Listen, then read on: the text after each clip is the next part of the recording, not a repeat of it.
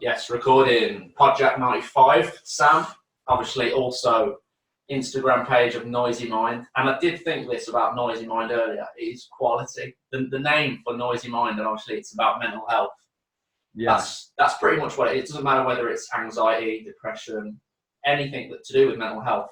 It's just noise in your mind, isn't it? And I was thinking about that earlier. Believe it or not, like the name came pretty quickly as well. Yeah. Do you know sometimes you're like constantly thinking like, what name should I have, or does this sound good? And it was just, I think it was one of the first ones that I thought of. Yeah, that's it. So I got quite lucky with that.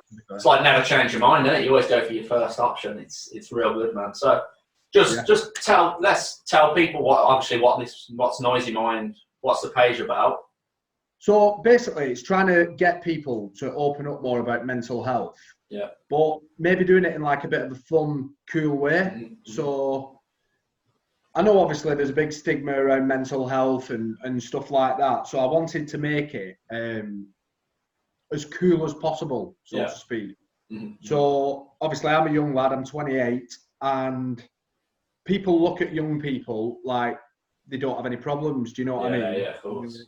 Maybe not much responsibility, or they're always flying around drinking and going out, and everything looks good, done it from the outside, looking in. But so whenever I've seen like mental health pages before, it's been quite serious, and I know it's a serious subject, but I just wanted to bring in some different and cool options to recovering from mental health and open people's mind to what you can do to recover from mental health. It kind of should make other people feel a lot more comfortable as well, seeing that, like, obviously it's a mental health page, but it's got that fun, it's quite a relaxed thing. Like, you see some of your videos on there, you're out there either walking, running, talking. So it's quite a relaxed vibe for people to say. But you say, like, people look at young people as if they're all, but for me, I think that a lot of young people these days actually are the ones that suffer with it the most, because they actually go through a lot, and it's more of in the last 10, maybe 5 years, it's got quite a big subject, isn't it now, mental health? Yeah, like I think social media's got a massive part to play. I also think the way that we live our life as well, it's a lot faster. Mm-hmm. So we all know that you can go from 0 to 100 in a matter of months with like people who are successful. So like you might be a YouTuber, you might start a business, and I think if something's particularly like pretty slow in your life, for example, if you go into uni and you do 4 years and then you don't get a job at the end of it, like a lot of people feel like their lives taking they're putting themselves under pressure or something like that, do you? Yeah, and feeling maybe like the lives are taking a long time to take off, and then that starts making you question other things as well, doesn't it? So am I good enough? Yeah. And you're constantly looking at, I think, not myself, but a lot of young uns, especially like girls as well. You've got the Love Island, like they go in with like a little bit of experience to do it, or just a normal job. Then they come out, they've got millions of followers, and I think a lot of young people look at stuff like that, and obviously there's a positive side of it, but there's also a negative as well, because that makes you feel like you're underperforming or whatever it may be. You're constantly comparing yourself. I think that's kind of a society that we live in. That's it, and the comparison these days is unbelievable. The amount of people, like boys as well, they compare themselves or want to be like someone else instead of trying to live, maybe their own life. So again, it's that pressure thing. The social media does not help. And I also think I've not fully recovered from mental health, but I think everybody to a certain degree always suffers with mental health. Mm-hmm. Like if you're going through a stressful period, for example, your family member dies, you will dip into about a mental health. It doesn't mean you're ill. Do you know what I mean? It just means you're going through a rough point. But I think with how we're brought up these days as well, like if you look back 50 years to how like our mums and dads or our grandparents got brought up, it was pretty straightforward, pretty basic. You go to school, you eat your veg. If you're lucky, you might get something decent for your tea on a Saturday, and that's it. And I think it gives you a sense of like gratification when you've got that as well. Where no, we're living like you can go and buy whatever you want whenever you want, and I think what we're realizing is definitely as a young bunch, that buying things and material things don't actually give you happiness. So, but people think it does. So they buy it and then they think, oh shit, I'm not happy. Do you know, I'm still not happy. Yeah, and then, so want something else, and then they want something else. Keep going and going and going until. So you say you haven't, like, you're still going through sort of your. Everyone goes through mental health, but let's just touch up on yours. So we've obviously spoke briefly outside of this about yours. Yeah. Can you just tell us about your experiences in mental health? So mine started when my son was born, and I just started getting really bad health anxiety. So I think it came with a sense of responsibility of having my son. Yeah. But yeah, just health anxiety, thinking I was going to die all the time, so get an illness, or I think one of my big fears was committing suicide, as weird as that sounds. So I had an actual phobia of depression. Going ahead. Yeah. Yeah, I had a phobia. So when I had my son, I was like, started getting really bad thoughts and stuff like that. And I didn't want to actually act upon it. It was a fear of acting upon it. So I know that sounds pretty complex for people listening in, but like, yeah, I was basically, it all boils down to, I had a son and I didn't want to leave him. And my biggest fear was dying and leaving him on his own. And then it stemmed into other forms as well. So I was constantly walking around thinking that I was going to get ill. Yeah. If I did get ill, I thought I was going to die. And leave all that behind, sort of. Yeah, leave it all behind. So I had a massive fear of that. And in turn, started getting compulsions. So I'd constantly search the internet for signs and symptoms. So I was always checking up. And yeah, you just develop like really bad behaviour. And over time, them kind of repetitive behaviours do stem into it being the norm, and that's when you live with anxiety. I don't think I've suffered with depression, I'll be honest. Mine was just basically very bad anxiety, constantly living in the only way I can describe it is someone putting a plug in you and you're constantly charged up, so you can't fully relax, you can't settle down. And racing thoughts, a full sense of like doom, and not really planning ahead because I was convinced that I was going to get an illness and die. But I still have off days. Of course. And how do you get through? How do you get by? Obviously, because you're obviously a bit more aware now, you would say, definitely, than you was. So when it comes, say, if you say it was yesterday, then what do you do when that happens? So I said this on a recent podcast that I was on. The mental health has been the best thing to ever happen to me. Yeah. Because it's opened my eyes up to different forms of making yourself better. So I believe that if I didn't have mental health, or that bout of mental health, that I wouldn't have been bothered so much about my mind. Yeah. I'd have just cracked on as normal, like a lot of people do. It would still be in there, and you wouldn't even know. Yeah, like being a walking zombie. So being like accustomed to mental health, it's made me like form an interest of different things like yoga, meditation. Like obviously I've trained all my life. I used to play rugby, but like I enjoy reading and stuff like that. So what I do is I go back to basics. So I do meditate every day. I meditate for 20 minutes. I read books, mainly self-help books to make myself feel better. I like doing a bit of yoga, but again, it's a bit time consuming. So maybe that's like 3 times a week. I'd like to do it every day. But yeah, things like that. And you feel all the benefits from doing all this as well. Yeah, meditation's a slow burn, I'll be honest with you. So like when people try meditation the first time, you cannot stop thinking. What people do is they give up. So they're like, oh, I can't meditate, my mind's too busy. Can't sit still for enough time or something like that. Yeah. But honestly, it's a work in progress. I think you have to consistently do it for like over a month to see and learn about, because meditation for me isn't about stopping thinking. You never stop thinking. It's about sitting with your thoughts and not reacting. And I think that's the confusing bit to people that are trying it. They actually go into meditation thinking, I'm going to stop thinking. Empty out. Yeah. And like when they can't stop thinking, what happens then? You think more. Yeah, of course. So, but yeah, meditation's definitely helped me, 100%. Yeah. How long have you been doing these sort of things? How long have you been doing your yoga and your meditating? I'd say I've been meditating best part of 6 years. No, that's not consistently. So I go through periods of like recently I've been meditating every day for the past 7 or 8 weeks. Before that, obviously I run my own business and stuff. It's a bit more difficult. But what I have learned from lockdown is that I'm going to continue meditating every day. Yeah. It's got to these daily habits that you pick up from going through mental health, things that benefit you, I think should be a regular part of your day, and it needs to become a priority to recover. Yeah, I agree with that. Like, people are starting new things, going to do more things, whether it be inside or going on their runs or their yoga. A lot of people have started yoga. I just don't want people to stop doing it when they're allowed to go out, obviously, full time, because it's benefiting people doing all the stuff that they are doing. Yeah, and you've got to. I think if you don't come out of lockdown with a new skill or something like that, I think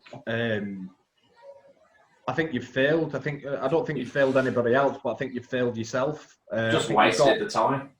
You just wasted the time, and I'm not saying like I've come out of. I mean, well, I have. I've come out of lockdown with a new mental health page, and I'm really proud of that. But like, put all that aside, I think obviously a lot of people will be spending time now focusing on the businesses and what they're going to do when they get out.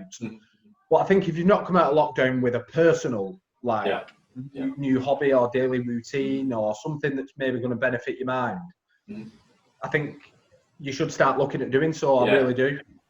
It's like some are too focused on what they're going to do when it's over than focusing on what they can do right now.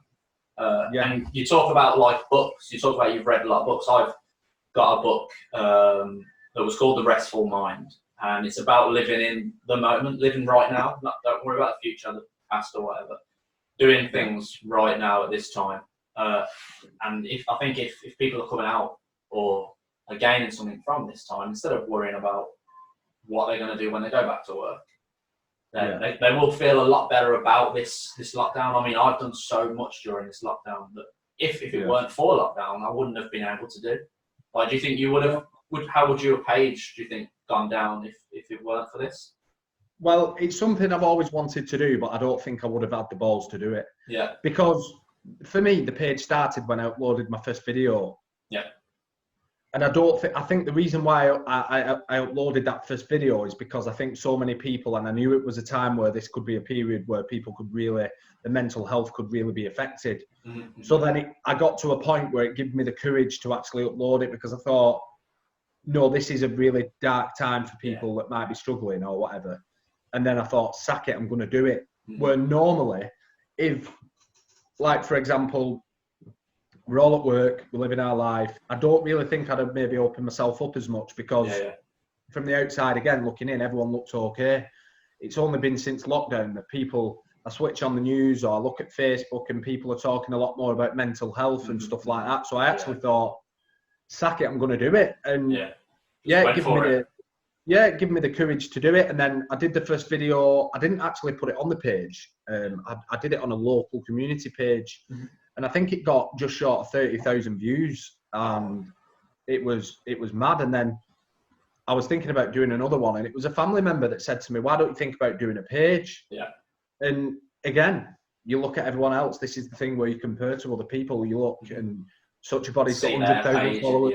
And it's like, how am I going to start? But the best thing is just to get started. And I've come out of this with a bit of a personal motto, and it's, if you don't worry about what you can't control. And you can't control, like, obviously you can do your bit for not getting like COVID-19, or say if you've been furloughed and you can't get any money coming in, try not to worry about it, because it's something that you can't control. If you can go out and make money, go out and make money. But if you can't, don't worry about it. Maybe focus on what you can control. That's it. It's like focus more on yourself than, isn't it? It's focusing on yourself and what you're able to do. it's like do your best, and if it doesn't work out, then there's always, you know, you keep going and going and going. I think we spend a lot of time wasting them. I think we spend a lot of time worrying about things that are completely out of our control. Yeah. And I know I did with anxiety. I was constantly worried that I'd get cancer. But again, I'm not in control if I get cancer. I mean, all I can do is focus on things to keep me in a better, healthy mindset and healthy life. Yeah. Exercise, try and eat well, stuff like that. I mean, that's all I can do. Yeah. So, and I think breaking it down and making it simple like that, I mean, you'll surprise yourself. I did this like little experiment with myself. How many times in the day do I worry about things that I can't control? And it was a lot. It was a lot. So, but you pick up on it. You pick up on the thoughts, and you're like, can I control that? The answer's no. Right, crack on with what I'm doing, and you just free up a bit of time in your day. Yeah. Nice. I like it. It's good. You say about opening up. So when you first started your page, you had to obviously put it onto your local community page. Someone else told you to start. So you've obviously opened up a lot more through the page. How did you feel when you first opened up about everything, and compared to what it maybe used to have been like? Like say now, because you're very good at it now. I was okay, like doing the video. Well, put it this way: the videos must have took about 70 takes. Yeah, you know what it's like. Oh god, yeah. I've got a whole outtakes on my laptop. Yeah, full batteries going because I'm trying to do the right video, make it perfect and stuff like that. That happened. And then what I did was I uploaded the video on this community page and I put the phone away from me. And I think it got accepted and it got to about 2 minutes and there was no likes. Yeah. And I was like, oh my God. So I decided I put my phone away. I think we FaceTimed a family member or whatever and had a good chat for about an hour. And I looked back at my phone and it had like 600 or 700 likes. And it was like, it felt like someone had put like a pin in me, in like a balloon, and it just went whoa.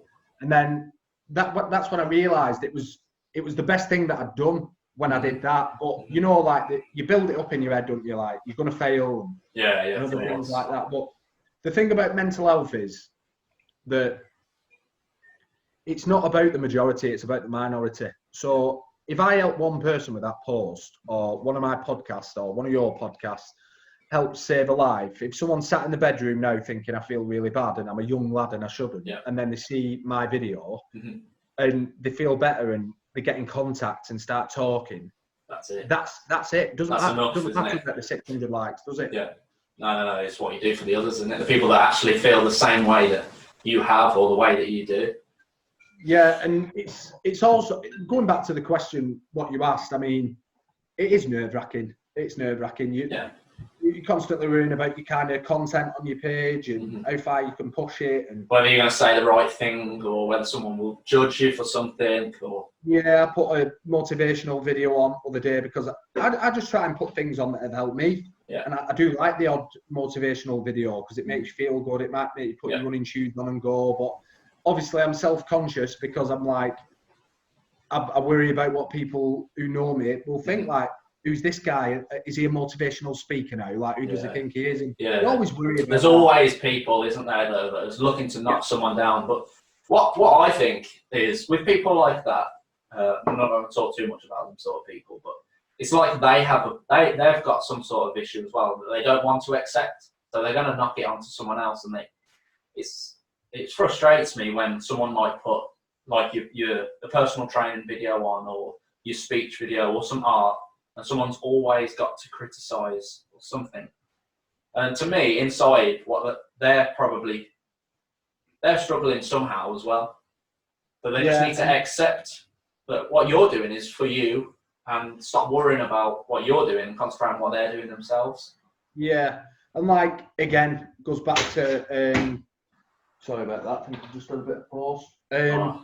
It goes back to that motto again. Don't worry about what you can't control, and you can't control other people. They are who they are, and all you can focus on is what you think, what you're doing, and the reason why you're doing it, and that's it. And I think it has helped. You're always going to get them kind of people. You're always going to get the people that think they're cool and all that. But believe it or not, the amount of people that have been supportive. Yeah, I've seen a lot of comments on your videos and your posts, and everyone's loving it. So you're obviously doing something right. And does that feel great when, like, from your first one, when you was a bit worried, and now you've got all these people, and you're doing so well? Yeah, I mean, it does. It feels good, but you know what it's like. You always want to go that step further, don't you? Yeah, I really do enjoy helping people, and the messages are really good when I get messages of support and thank yous and stuff like that. But for me, like, it's litting a bit of a fire in me, and it's like you always want to go that bit further, and it's like I've got a flame inside of me now to just get try and affect people. Yeah, and I mean, the messages are brilliant. Yeah. It's always, you've always got to think, like, carry on, and it just gives you the will to carry on, keep posting and stuff like that. So yeah, it's really helpful. Yeah, I think you need to carry on doing it, and obviously talking to other people. I had a quick look this morning through the videos that you've done. One guy talking about depression and another body dysmorphia, and I think if you're getting them people out, because like you say, there's a lot to mental health. There is. It's not just anxiety and depression. There's so much, and if you can get them people talking, then you're gonna get a wider range of people watching and understanding as well. Yeah, like basically, when I was struggling with mental health, I literally used to actually go on to YouTube and type in my recovery story from anxiety, because I'd want to hear someone who's done it. It's all right reading a Google transcript or a blog saying, I did this and I did that. You can't see that, and sometimes it doesn't help you. So I'd go on Google, and I mean, not many people might do that. I don't know. I know I did it, and I'd go in and I'd just type in Google my recovery story from anxiety, and I'd watch it, because I needed motivation that I could get through it. So I needed something. You need someone to tell you that it's going to be all right, almost. Yeah, basically. And there'd be times where I'd watch them videos over and over again as well. So there might be a 15-minute video of some guy talking about how he got over what I was struggling with. But what I might do is I might watch that same video every day and just boost me a bit. So the big part of the page was I believe there's numerous ways around mental health. I think there's different things that you can do. Like, yoga's not for everybody. It's for me. Meditation's not. I think there's different routes around it. I think it's got to be tailored to you. So a big part of the page was to tell people's story. I want people to come out and say, what did you do to make yourself feel better? And that way it gives people a bit of a boost, to like, no, I can do this. Do you know what I mean? Yeah. It's just support, isn't it? That some people just need a little bit of a push, and then they can go. What with your yoga and meditation, obviously, before all this, so say 10 years ago, what were your thoughts on yoga and meditation? Was it something you'd be like, nah, no way? Or have you always didn't know? Didn't have a clue. Not at all. I didn't care. I wasn't bothered. I was maybe like that guy that I was worried about who would post on my things. Do you know, like, what are you doing? Do you know? What's that about? Do you know what I mean? Why are you doing that? Why are you doing that? It's a bit weird. Or, I mean, I've always been open to stuff. Don't get me wrong. I've never been like, this is how you do things, and that's it. I've always been open to stuff, but before that, no, it was all about going out, getting wrecked, and that's how you got through it. Was it kind of? Is that how it stemmed? Do you reckon that's how it stemmed, sort of thing? Or I think before, like, I used to work in Magaluf, so before that, I didn't have any problems at all. I mean, I was always asking for reassurance as a child, but before that, absolutely fine. And I got on the drugs and that. In Magaluf, I ate it hard, boozing every day for 6 months. Like, can I be open and say, go for it. Sniffing coke every day. Anything you could get on. anything. Yeah, like and the weird thing is, I was a personal trainer before I went. I'd never touched a drug in my life. Yeah. Never touched one drug. Yeah. In fact, I had a smoke of the odd joint, like when you're growing up and stuff. But no, I was in really good shape before I went. I was a personal trainer. I was doing really well as a young lad. Had my own business and stuff like that. And yeah, I split up with a girlfriend at the time, and all the lads were moving to Magaluf, and I thought, sack it, I'm going to go. This is my chance. So I went. I was really happy. I thought I'll get back into personal training when I come back. And then it just opened myself up to different things, and there was girls, and I was young. Do you know what I mean? It was crazy. All exciting times. Yeah. And I got introduced to, obviously, I did drink before, but got introduced to cocaine, and then that was my drug of choice, if you know what I mean. Was anything happening to you during your time with your health anxiety? Did you do anything a bit like that might have boosted it a little bit and made you think even more? Yeah. Over the more recent years. Yeah. Or is that gone now? Or do you still drink? And no, I've stopped drinking. I'm on 87 days alcohol free. I'm doing a full year off. Very good. And the reason why I do it is because I can't have a beer and not take coke. Yeah. It's just one of them. It's just one of them things. I become like I think it's an escape. I don't know. I don't initially intend to do it as an escape. I don't think, I'm gonna go and have that line and is it like a mind takeover? Sort of, 2 beers and that's me. It's like a click of a switch. 2 beers and it's good to go. It's absolute train wreck time then. Yes. That's what it like. My podcast the other day, we was talking about the mind just taking over after you've had a drink, mainly, really. Like some people might smoke and they would feel a lot more relaxed, but it's usually when you have a drink, your mind just spirals out of control. It's probably not even you that wants to do that. It's just the sober me doesn't want to do it. No, that's it. But hence the reason why I've stopped drinking.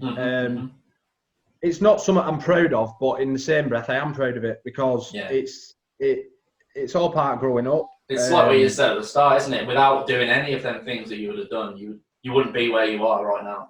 No, and I've had some good. Listen, I've had some good times. Do you know what I mean? I've had some really good times, like partying and stuff. But the fact of the matter is that it really does get to you. It catches up with you. I don't care what anyone says. You might be able to do it for 20 years, 5 years, whatever. Yeah. It catches up with you and it does affect your mind, definitely. Oh yeah, I can imagine it does. Like I've never really suffered with a mental health problem, really, but I've never had anxiety, never had depression. So listening to it, I think listening to it more now, and because it's such a big thing now, no, go for it.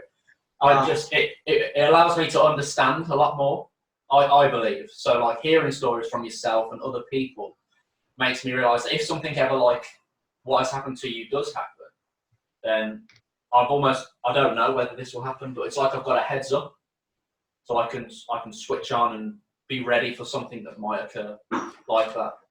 I think the thing for me is, I mean, I'm pretty clued up on. I'm not a mental health professional. I don't claim to be either, but I've been through it and I've experienced it for nearly a decade, and I've done enough research to know, and I felt it in my own body. Do you know what I mean? Yeah, that's it. Having the experience is. Well, I do think, like, I think as a society we're getting worse with mental health when it comes to comparing yourself and doing things like drugs.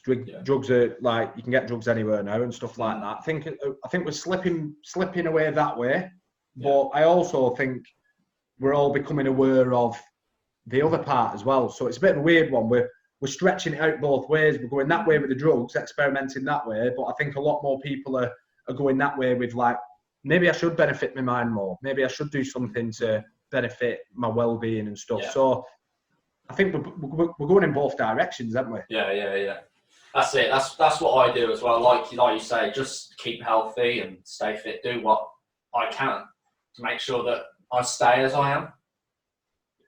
Yeah, and like, I don't know. It all depends on how honest you are with yourself as well. Yeah. Like, you seem like an honest guy, and I think if you can look in the mirror and look at yourself and think, how am I feeling? And you can be honest with yourself. I think you'll be all right. And I've just read a book now, David Goggins, and he talks about the accountability mirror.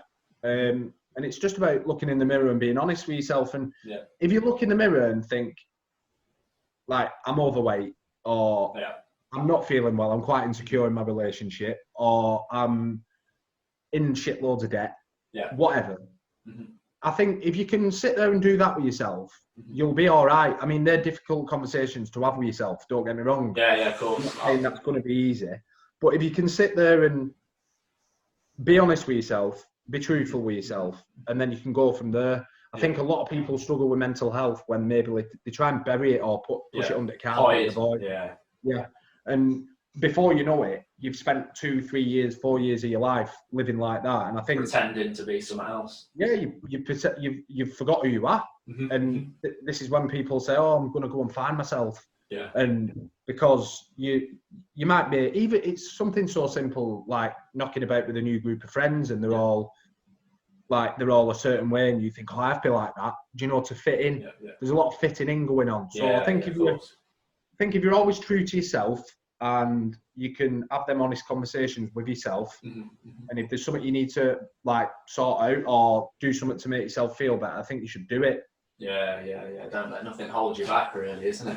There is a lot of fitting in, as you say, these days. There's so much from even the younger people than us. There's always someone trying to be like someone else, or trying to get into that little group instead of just being themselves. And I think that's I've been that way for a very long time. Just be myself, do me. You know, everyone goes through the struggles of the debts and not thinking things are going the right way. But in the end, you just gotta try and make yourself as happy as possible, really, haven't you? Yeah, I think that's a major point. Like when it comes to mental health, just be yourself. Yeah. Like a lot of people these days, especially young. They're very insecure. Yeah. So like, I think if you can sit there and say, I'm insecure, and just come out with it, or if you can sit there and say, yeah, I'm overweight, and just have that honest chat with yourself, I think you build up like a bit of a mental resilience to it, and you know what to do, you know where to go, you're always straight, you're keeping that balance, where if you're always trying to fit in and you're going that way, it's hard to come back. Do you know what I mean? So, did you do that for yourself as well? Did you understand yourself and speak to yourself when you was going through your time? No, it's only up until recently. Is it? Okay. Yeah. I'm with a partner now that I can openly talk to about how I feel. Yeah. That helps a lot. Yeah, in previous relationships, like little things like I used to meditate in a previous relationship, but I'd never tell the person that you were doing what I was doing. No, because I was too embarrassed. I was like, I didn't want anyone to think, what do you mean? What are you doing meditating? What's wrong? Like, I was too embarrassed. But now I'm in a relationship where I can say to my missus, I'm just going up doing a 20-minute meditation, and I feel happy with it. I'm like, there's no stigma and stuff like that. And I think only up until recently have I got to a point where I can sit there and say, I don't feel too great today, or and just be more comfortable in my own skin. Yeah, that's it. Comfort is key. I definitely agree with that. Comfort is key. Yeah. It's good stuff there, though. It's a very good. I want people to follow you on. I want people to follow Noizy Mind. It's important for people to know and to understand. Yeah. See what you're doing. The comfort thing, going right back to the start. Comfort, fun. Your page helps everyone. It helps. Yeah, and it's a big journey as well. I want to post different things, open people's eyes, and it's exciting as well because mental health's a never-ending thing, isn't it? Yeah, it goes on forever. About anything. Yeah, and I suppose the more we dig into it, because it's definitely popular now, the more we dig into it, the more we're going to find. So, let's just see what happens, shall we? Yeah, definitely. Let's before we go and finish, just a few quick things. Just for anybody that's listening, just tips on like advice if they're going through anything? Just summarise everything. What you've done, what you think they could do. I think a lot of people, this is the thing, when people are suffering with mental health, it's all about you should open up, you should open up. I think that's a good point, you should open up. But if you're not comfortable with opening up, be curious yourself. That's my advice. So be curious yourself. So search in Google how to make yourself feel better, or what can you do to benefit your mind and make yourself feel less stressed or whatever.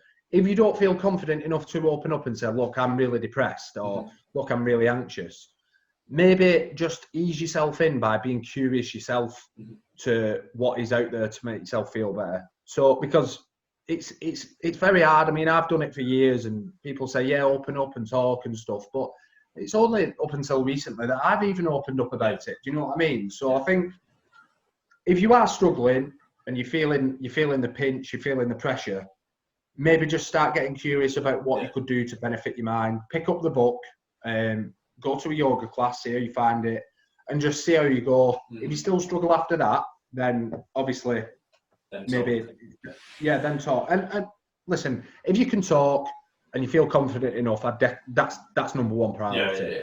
But if you don't and you're not yet there, just start getting curious, and you'll learn a lot. I think it'll give you a bit of a better perspective. Just figuring it out for yourself, isn't it? Like 100%, yeah. Give it a go. Thank you very much. It's been an absolute pleasure, mate. No worries, amazing. Mate. Make sure. Thanks for having me on. Yeah, no, anytime, man. It's good. I want to see more on that page. I want to see more podcasts from yourself as well. Yeah, definitely. And I'm sure we'll hook up again, and we'll do it again, definitely. There's loads of subjects to cover and stuff. So yeah, it's been brilliant, mate. Thanks for having me. Thank you. Make sure then, people, we follow Noizy Mind on Instagram. Sam, thank you. We'll see you later, mate. See you later, pal.